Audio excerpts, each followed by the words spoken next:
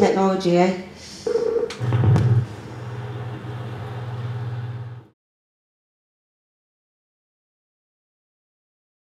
We've been funding games for about 15 years, and late 2011 saw the introduction of these accessibility requirements into these guidelines, and we think it was possibly the first in the world.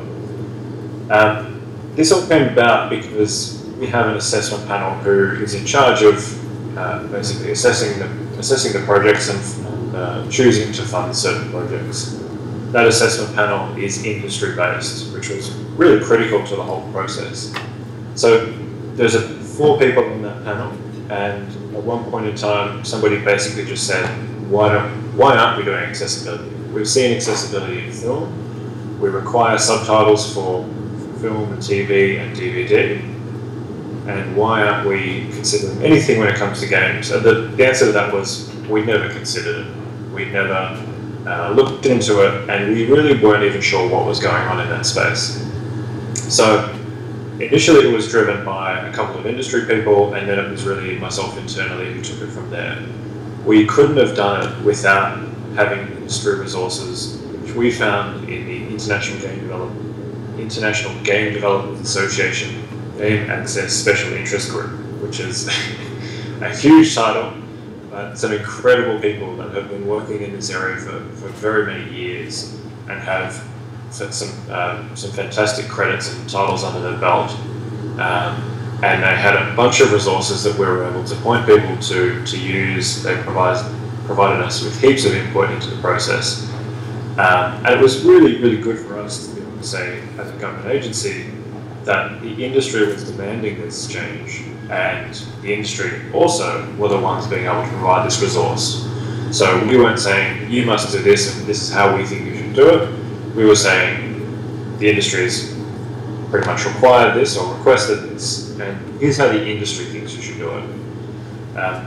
That's a little bit hard these days because there's no real standards when it comes to video games. Video games are very much kind of a newer platform and a newer medium than most others, which I might touch on this in a second. Sometimes that very much helped our process of introducing it, but on the other side, there's very few standards in place when it comes to subtitles, subtitle colors, colorblind, like a whole lot of stuff. There was no default.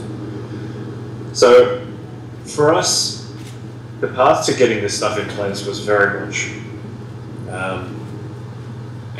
when you work in government, and I'm not sure how many of you guys do, there's this kind of approach where if you don't think it's going to work, you basically ask for forgiveness at the end, which is easier than asking for permission in the first place. So we just kind of did it.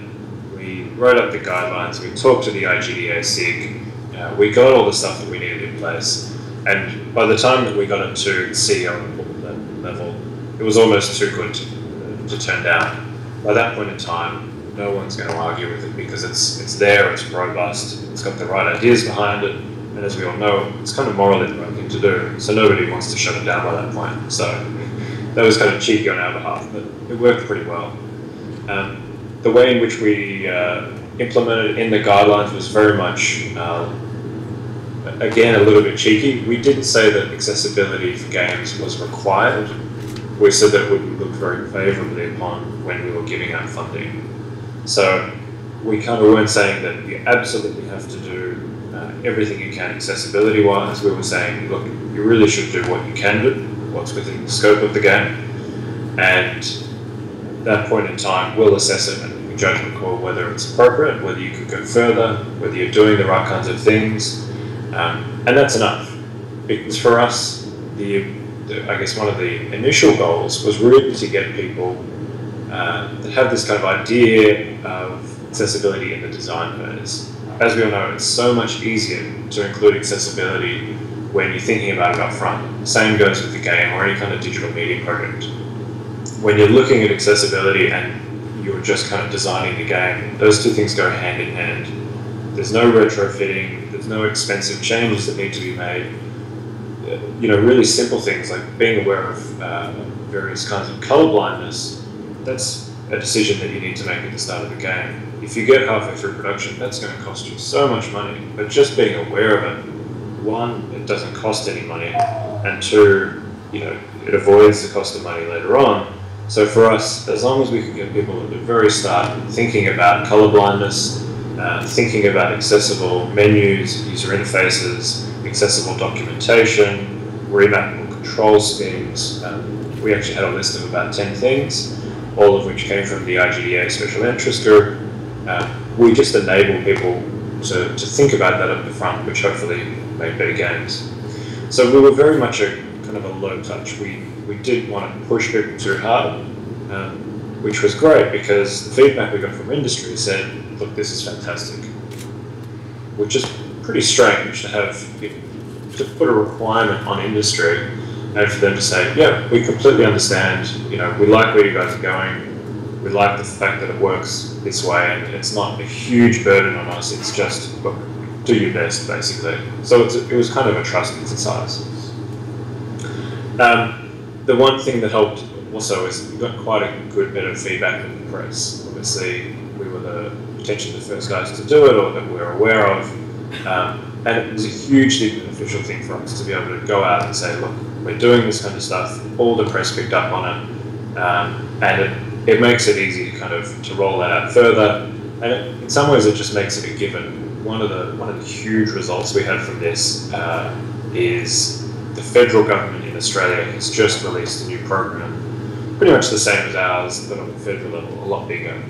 And the comments from the industry when they were proposing the guidelines for this was very much, you should look at accessibility and you should do it exactly the way the film control is doing it. So it kind of just raises the bar, and it's hard for anybody who rolls out programs like this, be it in digital art or games or any kind of digital media or even wider media funding.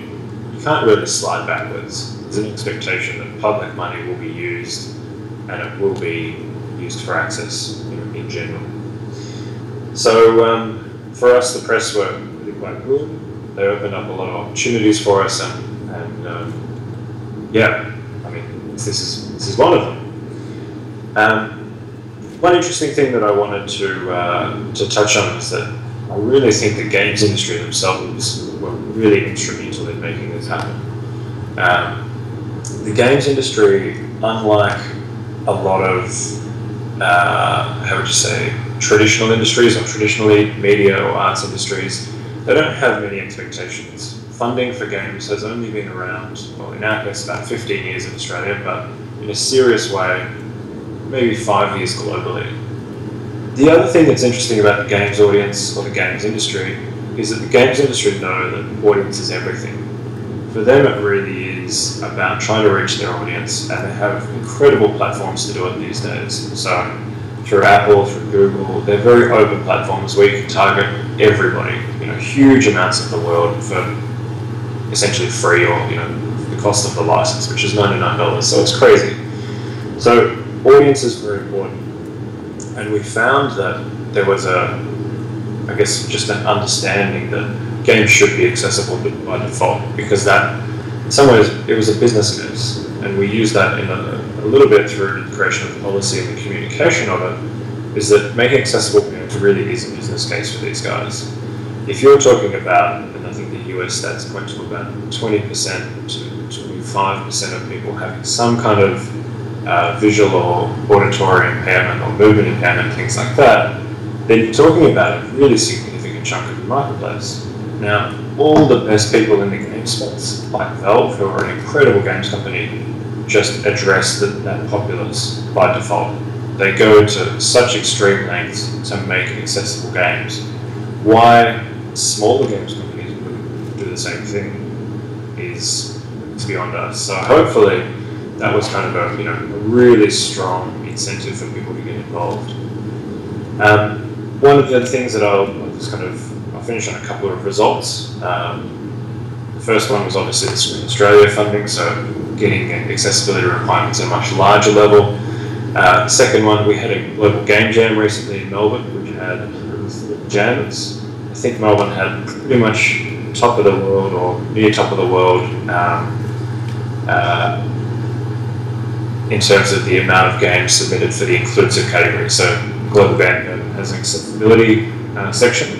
Inclusiveness was that category this year, and I think 11 out of the 27 games that proactively considered accessible games. They designed games in an accessible nature, and despite the fact that that was 48 hours and it was really crunch time, they made accessible games, which was huge. And more than anything, we know that game designers out there just consider accessibility when they design games. They do it up front, so they don't need to come into a funding body like myself, like Screen Australia, and they have to retrofit something on it. They just do it kind of by default. To the point where one of our games was actually on the Google App Store last week. It was a global feature worldwide, so it was a really, really big game. It's a fantastic game, by the way. You should all play it. It's called Puzzle Retreat. But their game is accessible. They very much designed it in an accessible fashion. And they just said, we don't really see any difference between accessible game design and good game design. They're both the same thing. We want a big audience. We want people, whoever they are, to be able to use our games. By creating an accessible game, it just means good design, which is a pretty fantastic outcome, and it's now part of their process. And we're pretty pleased to have kind of been part of the path that's helped make that happen for those guys and for pretty much the wider Victorian industry. So that's pretty much all I've got, or at least that's our process. If I can, it's time for questions and answers, but I would just point out that I'm kind of on the policy side of things. If anybody needs any assistance or any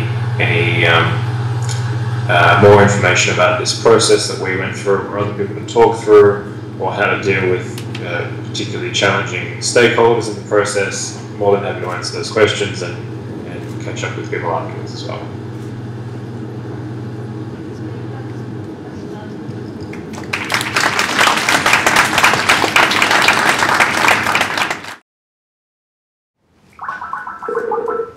Technology, eh?